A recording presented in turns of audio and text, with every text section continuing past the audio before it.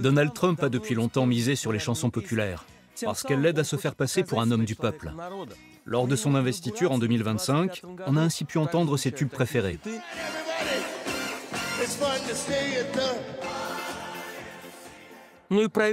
Les dirigeants du monde entier instrumentalisent la musique pour parvenir à leurs fins.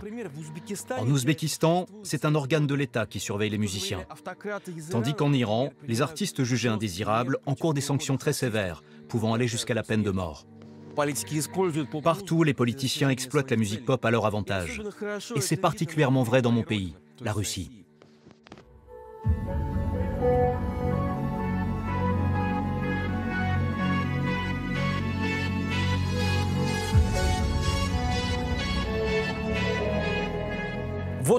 Depuis plusieurs mois, une chanson russe est largement diffusée en Occident. Elle s'est d'abord infiltrée dans les réseaux sociaux et les chambres d'enfants, avant de s'emparer de l'espace public.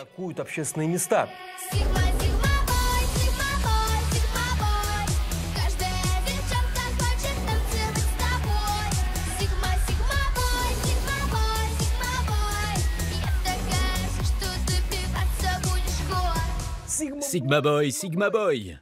Tu me rends complètement fou. Cette chanson a été utilisée dans des millions de vidéos TikTok et dépasse les 100 millions de streams sur YouTube et Spotify. Aux États-Unis, Sigma Boy a même réussi à se classer dans le hit parade dance. Vous vous rendez compte? Une chanson russe dans les charts américains? Mais ce succès inquiète. Au Parlement européen, une députée n'a d'ailleurs pas tardé à mettre l'Occident en garde.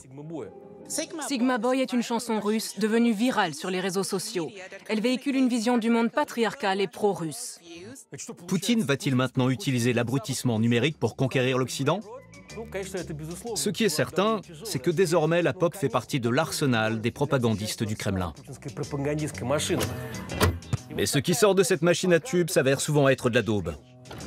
Aujourd'hui, dans Tracks East, vous allez découvrir comment les régimes autoritaires tentent d'influencer la culture pop de leur pays.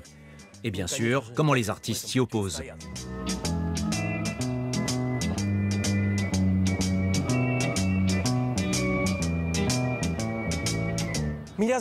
Je m'appelle Pavel Kanygin.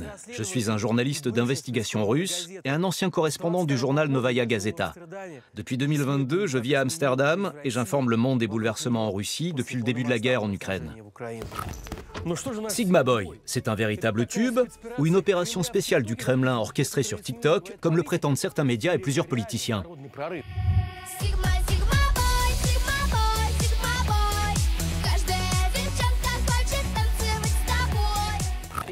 L'Union européenne doit cibler ce genre de manipulation et d'infiltration, aussi subtile soit-elle. Voyons maintenant qui est à l'origine de ce morceau. Mikhail Chertishev est le père de Betsy, l'une des chanteuses du duo. Il a déjà produit plusieurs de ses tubes sur TikTok.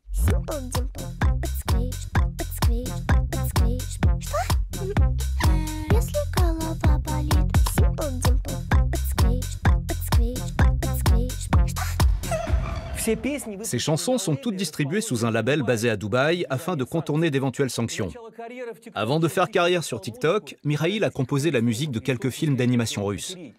C'est à lui qu'on doit la BO des Trois Bogatyrs, une série de dessins animés où trois guerriers légendaires sauvent leur patrie, prônent le patriotisme et triomphent du mal grâce à leur force herculéenne. J'en appelle au pouvoir de Mère Russie. Il est également à l'origine de ce morceau.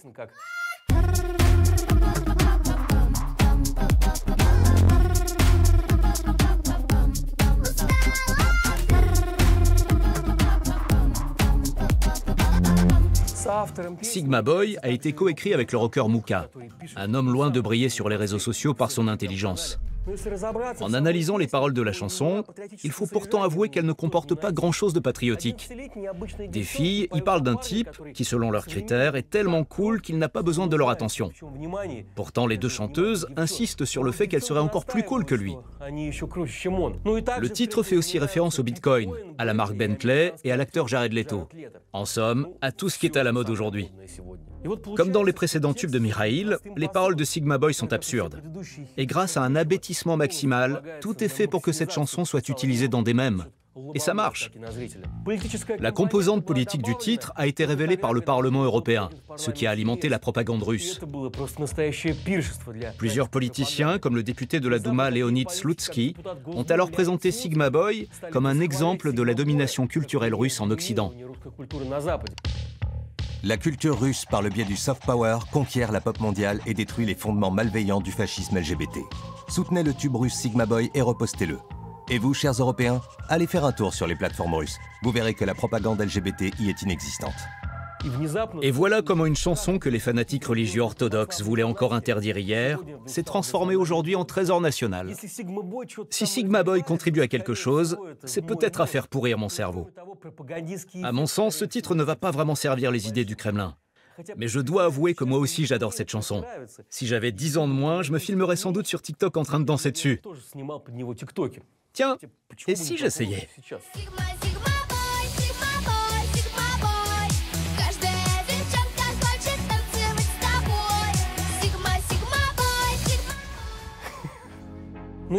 Avec des hits comme Sigma Boy, les propagandistes cherchent surtout à promouvoir la pop abrutissante et dénuée de sens, le tout dégoulinant de patriotisme à deux balles et d'amour du pouvoir.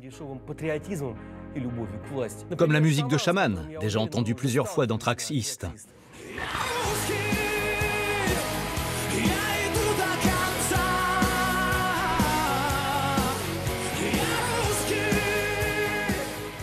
Avec ses tubes « Je suis russe » et « Mon combat », la carrière de Shaman, propulsée par les médias d'État, a connu une ascension fulgurante. Il aurait même touché plusieurs centaines de milliers de dollars pour l'une de ses prestations. C'est ça la promotion selon le Kremlin. L'âme du peuple réside dans les traditions et la culture nationale. La chanteuse qui suit respecte elle aussi les traditions. Elle a bien sûr accédé en un rien de temps à la notoriété. Voici Tatiana Kurtukova.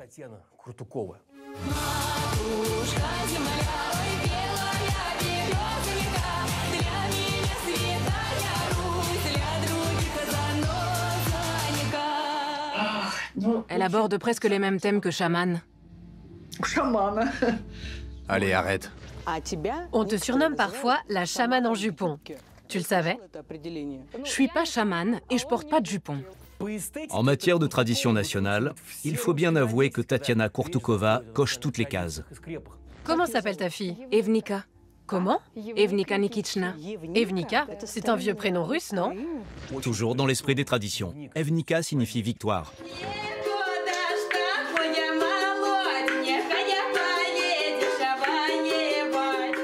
Dès 2010, Tatiana Kurtukova a participé à des concours de musique populaire. Mais c'est véritablement la guerre d'agression russe en Ukraine et la vague de pop patriotique qui lui ont permis de percer. Sur les réseaux sociaux, on trouve aujourd'hui d'innombrables vidéos accompagnées de sa chanson Matushka, mère nourricière en français.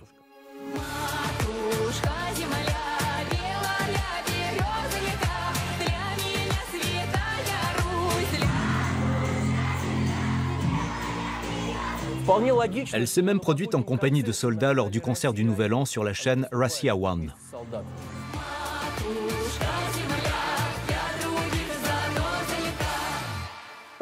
Et ça donne quoi en version plus cool?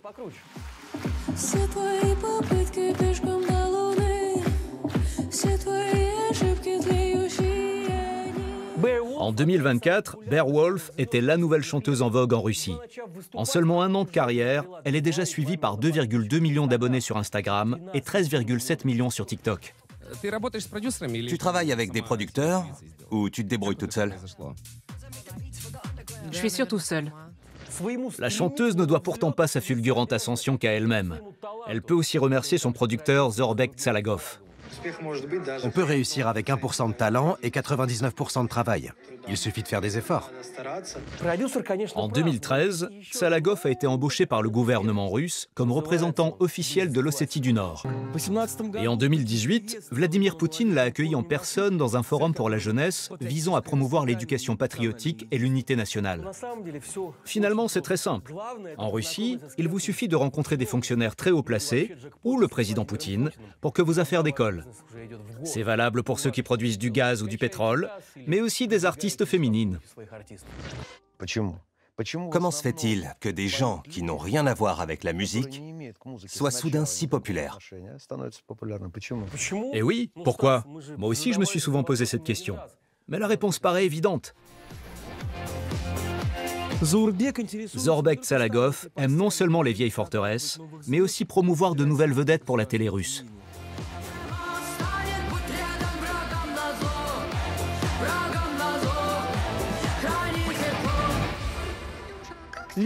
Les paroles de Beowulf sont imprégnées de symbolique martiale. Et quand elle ne chante pas l'histoire de combattants solitaires qui doivent se frayer un chemin à travers champs, elle se met en scène telle une valkyrie soutenant de courageux guerriers.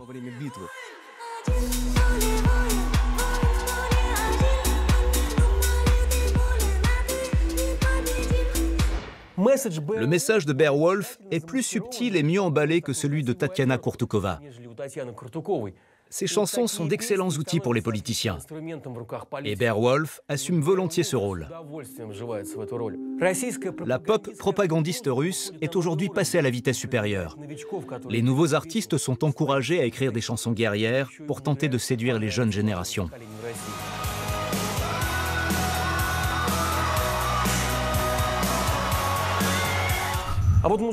Tous les musiciens qui ne se plient pas au discours du Kremlin se sont murés dans le silence ou ont quitté le pays.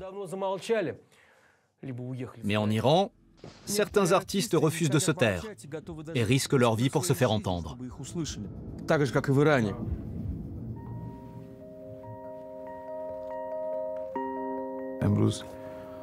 Je ne me suis pas exprimé devant une caméra depuis 2 ans. La dernière fois que ça m'est arrivé, c'était devant celle de la République islamique, dans une salle d'audience de Téhéran. Je m'appelle Saman Yassine, j'ai 29 ans et je suis un rappeur kurde d'Iran.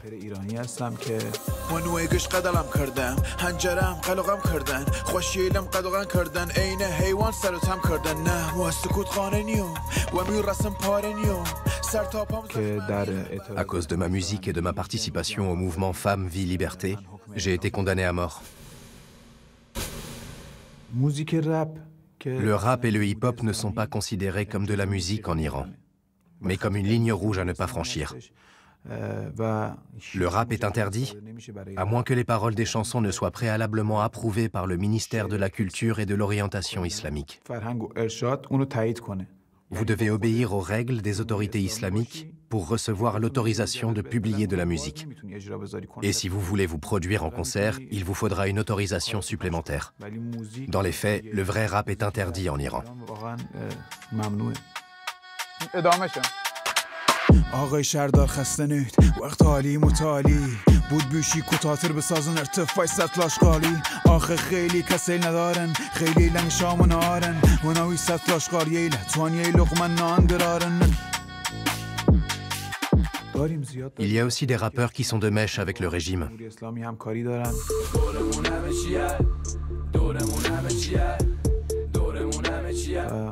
Je n'ai pas beaucoup d'estime pour eux. Pour moi, le rap est une forme de contestation. Les rappeurs doivent être du côté du peuple et non du gouvernement. Surtout si c'est un gouvernement qui opprime son peuple.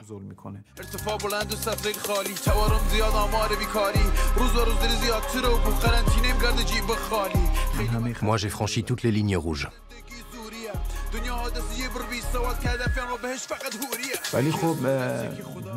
Quand j'ai sorti Agi, une chanson contestataire sur la douleur de la société iranienne, je savais que les autorités pouvaient venir me chercher à tout moment.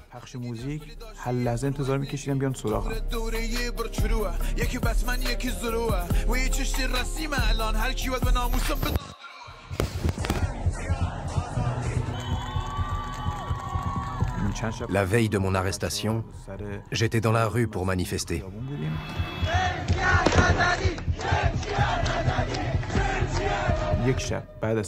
Le lendemain, j'étais à la maison avec des amis pour fêter mon anniversaire.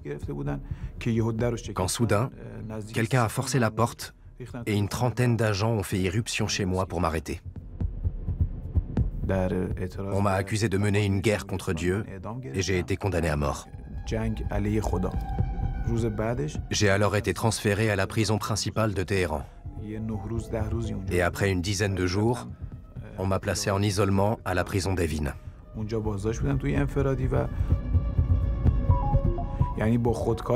Mon stylo, qui me permettait d'écrire mes textes et de transmettre mon art aux gens, s'est alors transformé en instrument de torture. On m'a demandé de m'en servir pour écrire de faux aveux.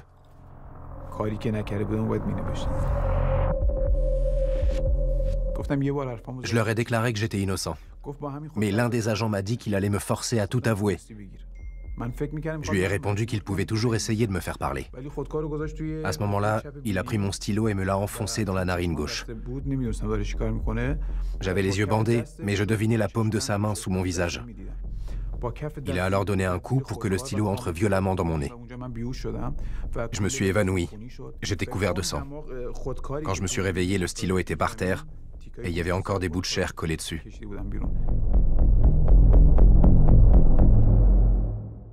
Pour me torturer, ils ont ensuite fait semblant de m'exécuter. C'était l'hiver, et ils m'ont conduit à la potence, les yeux bandés. Un mollah récitait des versets du Coran et m'a dit que comme j'étais un bon garçon, ils allaient me pendre de manière à ce que mon cou se brise immédiatement et que je ne souffre pas. À l'époque, je l'ignorais, mais tout ça n'était qu'un jeu pour eux. Le mollah m'a ordonné de me repentir pour que j'aille au paradis. Je lui ai répondu que je ne croyais pas en leur islam et qu'ils n'avaient qu'à me pendre. Au bout de 15 minutes, qui m'ont paru une éternité, un téléphone portable a sonné et l'un des agents a donné l'ordre de me détacher parce que l'exécution était annulée. Quand ils ont enlevé la corde autour de mon cou, je me suis effondré. Ensuite, ils m'ont fait monter dans une voiture et m'ont ramené dans ma cellule.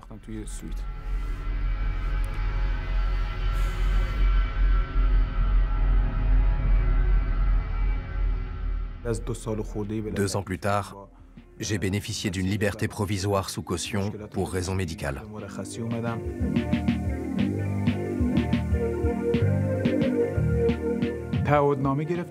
Ils m'ont dit que je n'avais pas intérêt à fêter ma sortie, ni à organiser de réunions ou à parler de ma détention. Je ne devais pas faire de vagues, arrêter le rap et sortir une chanson pop et romantique. Alors j'ai écrit une chanson pop.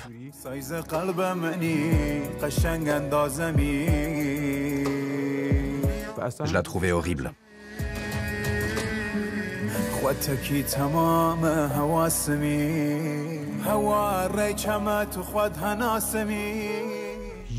Un mois après ma libération, j'ai subi une opération de 6 heures, durant laquelle on m'a greffé dans le nez du cartilage de mon oreille.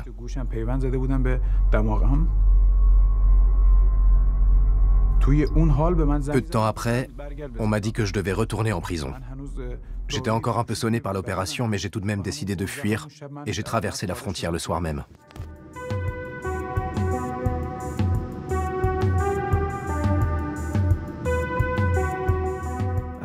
Depuis peu, je vis en Allemagne.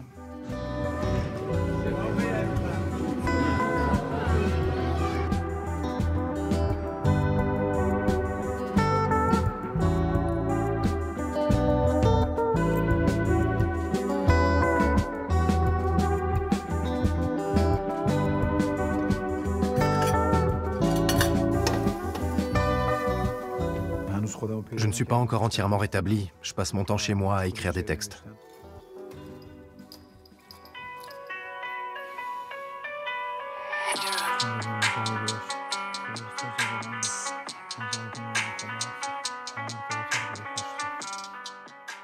Je me sens responsable de mes compatriotes restés en Iran et qui sont en danger. Les autres aussi d'ailleurs. Avec ce régime, personne n'est vraiment en sécurité. Je veux être leur voix. Et même si je ne peux pas faire grand-chose à distance, je continuerai toujours à m'engager grâce à la musique.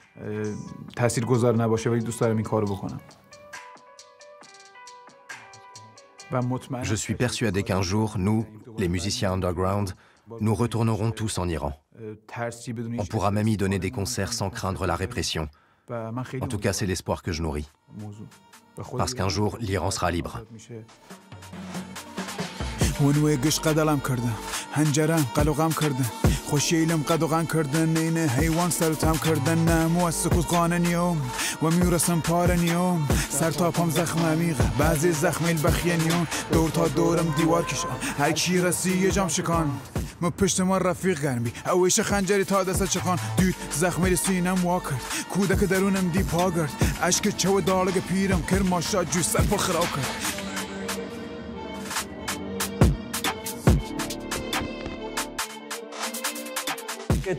L'Iran n'est pas le seul pays à décider quels artistes peuvent ou non se produire sur scène. C'est aussi le cas de l'Ouzbékistan, où les musiciens doivent posséder une licence s'ils veulent donner un concert. Depuis l'effondrement de l'URSS en 1991, ce pays d'Asie centrale reste dirigé par un gouvernement autoritaire, qui redoute que la musique à message politique ne sème le désordre.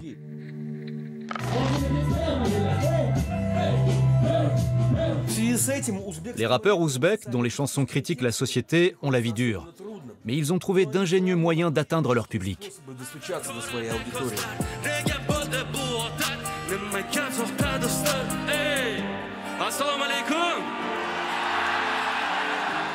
En Ouzbékistan, une simple tenue inappropriée peut vous causer des ennuis. La jeune chanteuse Lola Yuldasheva a dû se justifier auprès des autorités à cause d'une robe.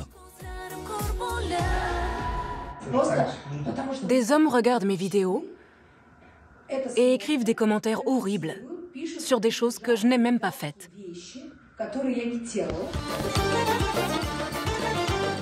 Ici, toute infraction est sanctionnée par des amendes ou des interdictions de se produire sur scène. Car la musique et l'art doivent avant tout renforcer les valeurs nationales et la morale traditionnelle.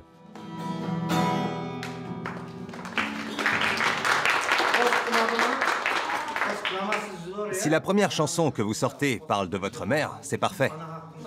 Ou alors de la patrie. Ça, c'est très bien aussi. Si vous chantez ce genre de morceaux, vous n'aurez aucun problème.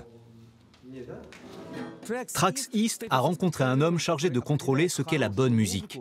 C'est lui qui accorde ou non des licences aux artistes.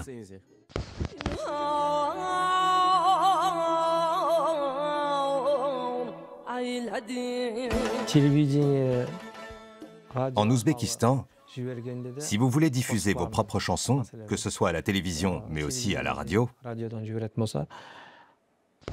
vous avez besoin d'une licence.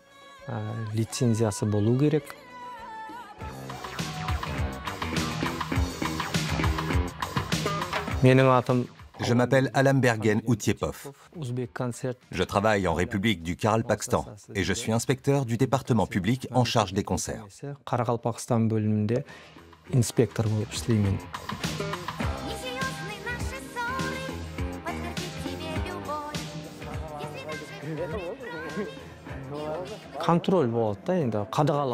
J'effectue des contrôles pour vérifier si les artistes peuvent obtenir une licence ou non. La première licence permet de chanter en concert en Ouzbékistan, mais aussi à l'étranger ou lors de cérémonies de mariage. La deuxième licence permet de se produire uniquement lors de mariage et en Ouzbékistan.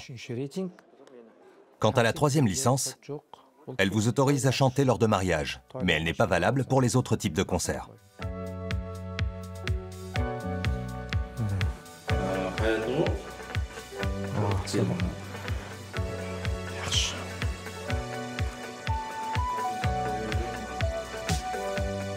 Vous vivez à Kocaeli? Je connais bien les restaurants là-bas. Tout le monde a reçu sa licence, sauf Anna. Grand Hall a payé dans les 140 € et l'a déjà obtenue. Je pensais recevoir ma licence en version imprimée, c'est pour ça que je voulais vous parler en privé. La troisième licence est la moins chère. La deuxième permet de se produire en concert, mais il faut débourser un peu plus d'argent. D'accord. Ça fera un total de 330 €. Ah, c'est déjà décidé? Oui, marché conclu. Tu pourras chanter à des mariages. Bonne continuation et à bientôt. C'est bon? Tout est en ordre? Sur Internet et les réseaux sociaux, les artistes postent parfois des chansons ou des clips sans avoir de licence. Mais ce n'est pas légal.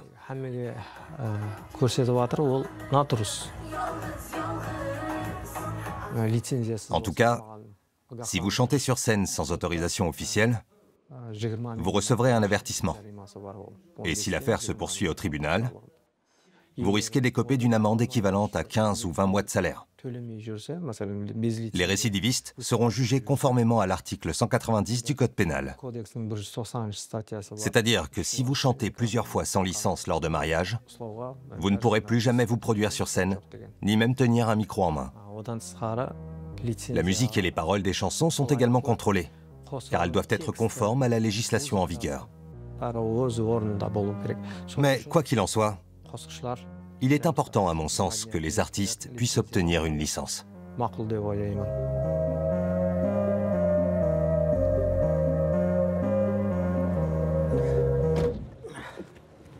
Arman birman жүрөмүн багдан гүлдөр теремин сен болмасаң жанымда гүлдү кимге беремин жатканымда турганымда сени ойлайман Гүлмира Гүлмира неге карамайсаң. On dirait presque du rap, non?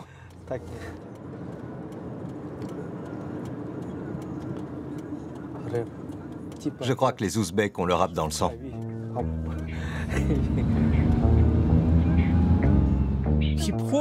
Pourtant, le rap est synonyme de critique sociale et de liberté d'expression, soit tout ce que craint le gouvernement ouzbek.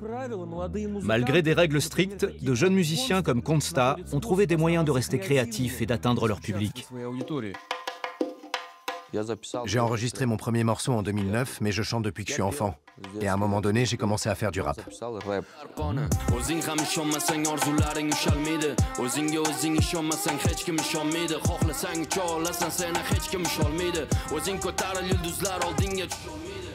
Que la paix soit sur vous. Je m'appelle Sharif Abdoulayev et mon nom de rappeur, c'est Konsta.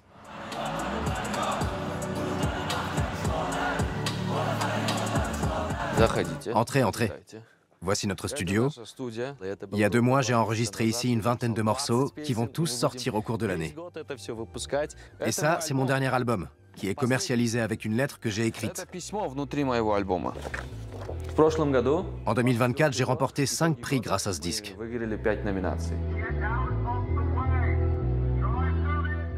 Récemment, j'ai eu des ennuis à cause de mes textes et on m'a retiré ma licence.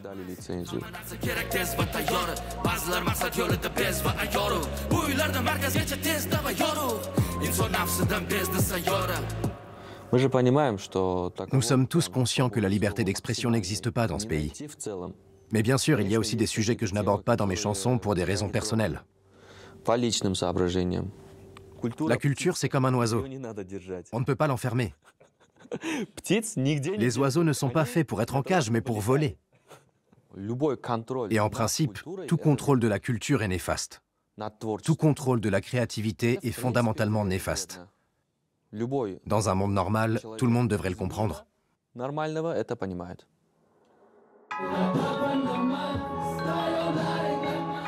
Tout ce qu'on sait, on l'a appris de nous-mêmes et on le transmet aux jeunes générations.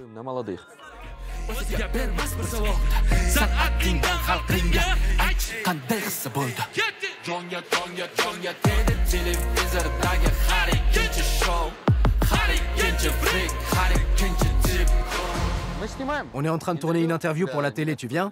J'aimerais te présenter leur équipe. On ne produit pas beaucoup de musique par ici. Le pays manque d'espace pour les jeunes artistes et personne n'est capable de gérer leur carrière. Quelques musiciens parviennent à enregistrer des morceaux dans leur home studio, mais ils ne savent pas vers qui se tourner pour se produire.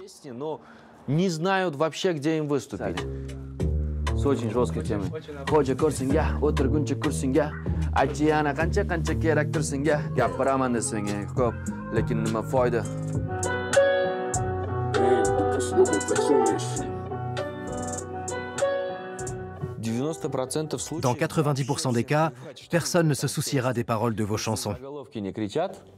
Il suffit que le contenu ne soit pas trop percutant et que le titre du morceau n'attire pas l'attention. Si vous ne faites pas de vagues, les autorités n'en auront rien à faire de vos textes.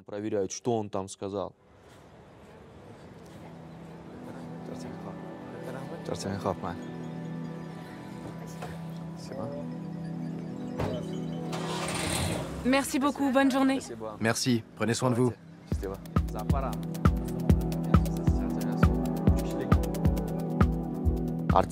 Actuellement, aucun artiste ne peut lancer sa carrière en comptant uniquement sur ses propres ressources. Voilà pourquoi on entend très peu de nouveaux projets.